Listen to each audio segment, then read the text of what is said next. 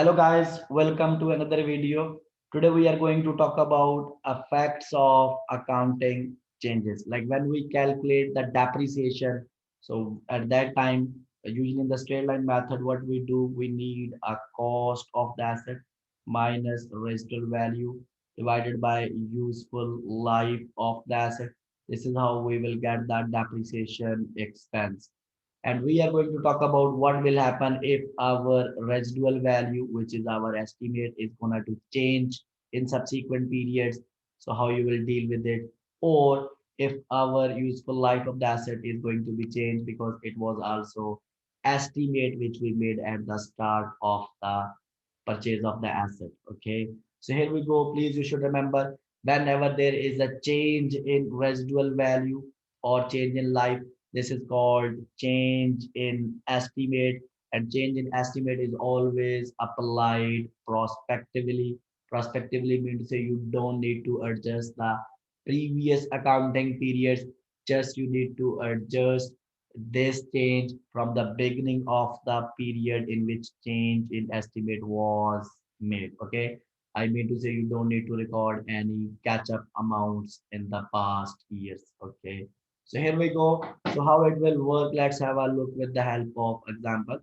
So for example, on January 2, year 1, a company purchased a machine for $500,000. This is the cost of the machine. Okay, and depreciated it by the straight line depreciation method using estimated useful life of 10 years. This is the life with no salvage value. We don't have any salvage value. On January to year 4, I mean to say after 3 years. So what happened? The company determined that machine had a useful life of 6 years from the date of acquisition and will have a salvage value of $20,000. Okay. Previously life was 10 years. We were estimating, and now life is going to be 6 years from the acquisition date. Previous residual value was zero, and now we have a residual value of $20,000. This is what is the change. So accounting change was made in year 4. But of course, we have to apply from year 4 to onward. Okay, we don't need to apply retrospectively. So here we go. What we need to do here, first of all, if you want to accommodate the change, what you need to do, you should calculate the accumulated depreciation until the date of change. Okay, because the date of change is year 4, so it means we have to calculate the depreciation for year 1 to year 3. Okay, and that time, what was that data? So data cost of the asset was $500,000, residual value was zero, and life was 10 years. So it means per year depreciation is $50,000 per annum, and after 3 years it's going to change, so we will multiply with the 3 years. So you will get 150,000 accumulated depreciation of 3 years. Okay, of 3 years, don't forget. So what we need to do, how we will deal this? So first of all, we will take the historical cost of the data, which was $500,000.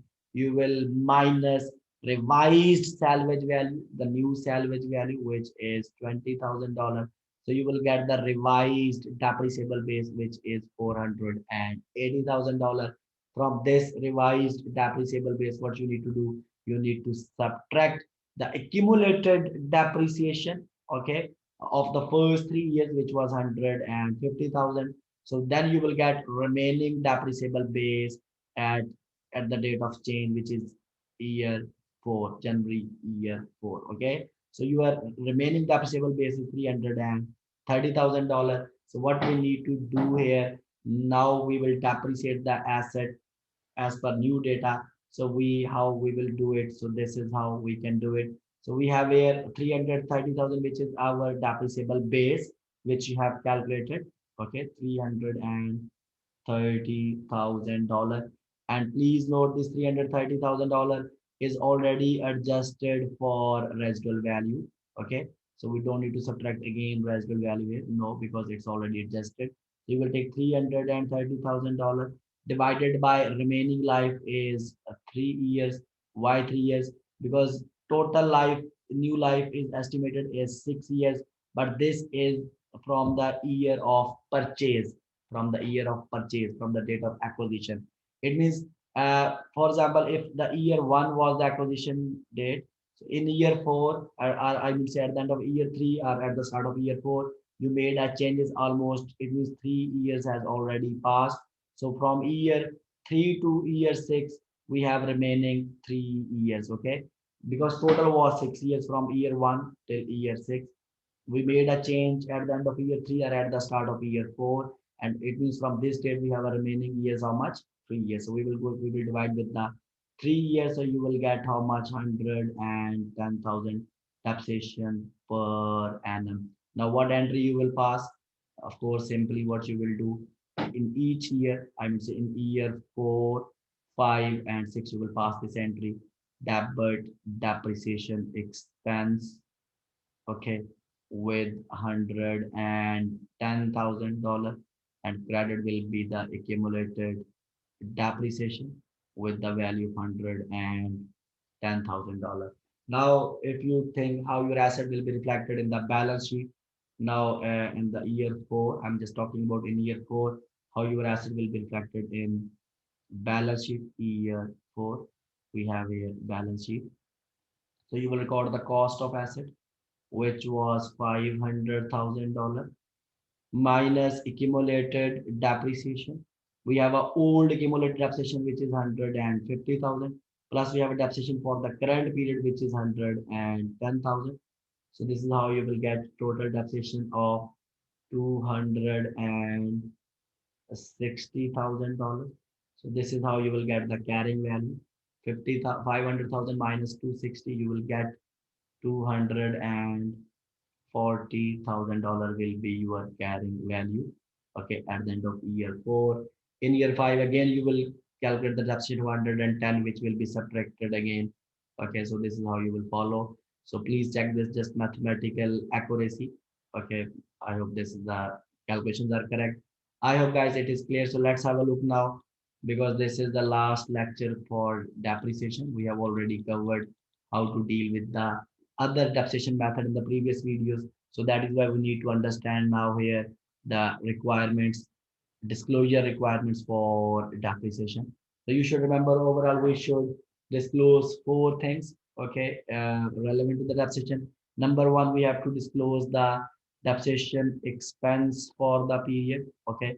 Number two, you also need to report the balance of major classes of depreciable assets by nature or by function, how many major classes of asset you have. And then you also need to show the accumulated depreciation, okay, allowance for major classes or in total. And the fourth thing is what, which method of depreciation you are following. Maybe you are following the depreciation straight line method or declining method or whatever other method you are following. So you have to disclose that method. Also, this is what is the disclosure. So guys, in next class, we will talk about depletion, how to deal with the natural resources. Okay, how we can calculate the depletion of natural resources.